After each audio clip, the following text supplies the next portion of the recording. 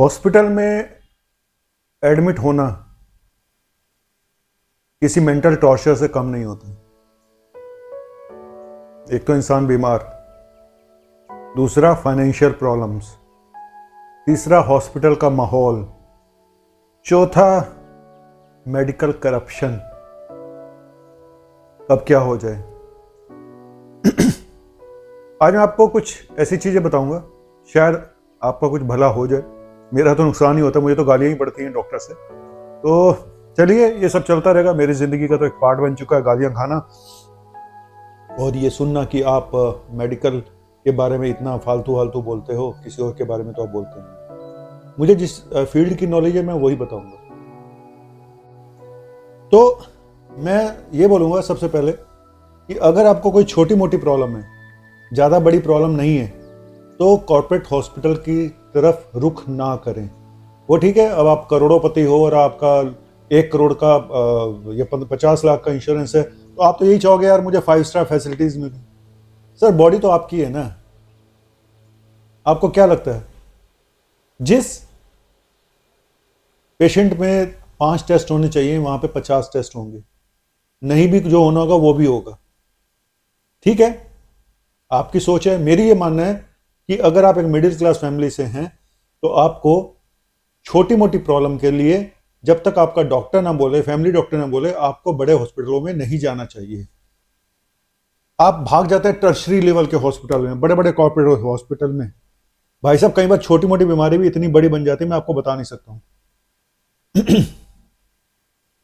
और सबसे बड़ी बात, 3 टायर सिस्टम होता है।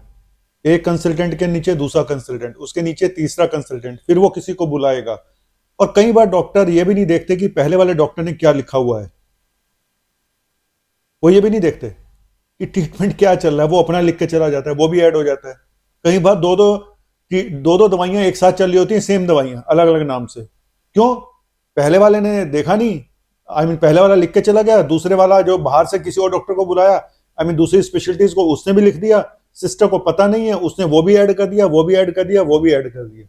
सर, जहां पे सिंगल कंसल्टेंट पेशेंट को देखता है, वो पेशेंट ज्यादा अच्छे ढंग से ट्रीट होते हैं, ये मैं आपको बता दूं। क्योंकि हमारे नीचे कोई नहीं होता, हमें ही देखना सुबह शाम। हमें उस पेशेंट के बारे में एक एक पल की नॉलेज होती है। बाकी जगह बड़े हॉस्पिटलों में सुबह कोई देख रहा है, दोपहर को कोई देख रहा है, रात को कोई देख रहा है। अगले दिन का पता नहीं है कौन सी टीम आएगी, क्या होगा। तो ये आप सोचिए। ठीक है, हाँ ठीक है, जहां बड़ी प्रॉब्लम्स हो जाती हैं, आपको बड़े बड़े ऐसी चीजें हैं जहां पे रिफर करना पड़ता है, वो एक अलग कहानी है। एक तो ये बता दिया। दूसरा, इंश्योरेंस होने का मतलब ये नहीं होता कि भाई कुछ भी होता रहे, सब ठीक है। मैंने बोला ना, बॉडी आपकी है। तीसरा,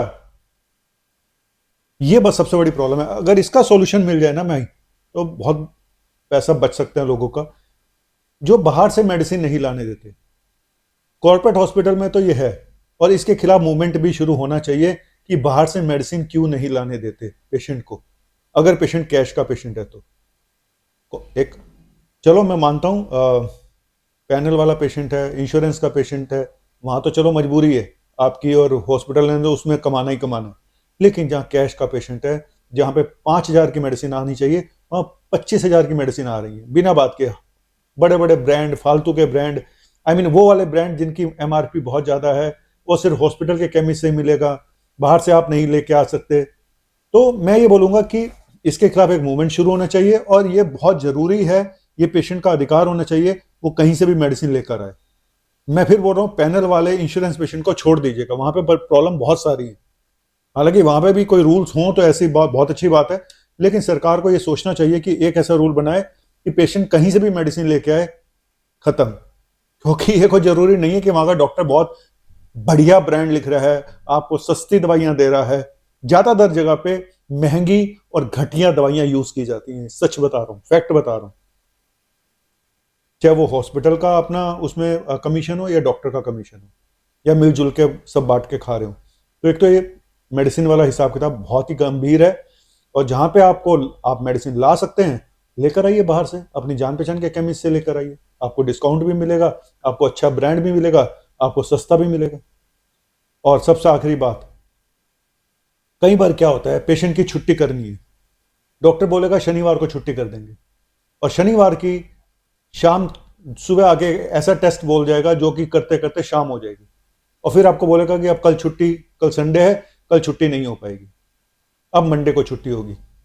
2 दिन का आपका एक्स्ट्रा बिल बनता है सिर्फ सिर्फ ये सैटरडे वाले लफड़े से। तो अपने डॉक्टर से पहले ही बात करके रखो, सर हमें हर हालत में छुट्टी चाहिए।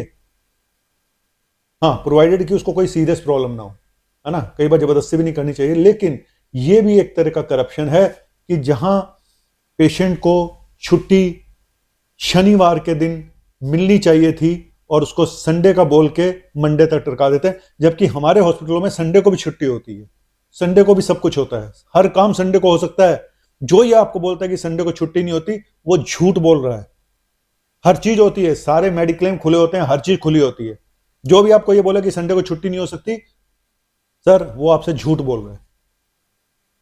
तो चलिए, काफी पोल खोल चुका हूं मैं, मेरा नाम ही पोल खोल राम है। मैं इसी तरह से आपके बीच में आता रहूंगा और पोले खोलता रहूंगा इस मेडिकल जगत की, जब तक मेरे में है जान और जाने जहान मैं नाचूंगी। ओ जब तक है जान जाने जहां मैं नाचूंगी। नाच तो रहा है हर इंसान, हर कोई एक दूसरे का बेवकूफ बना रहा है।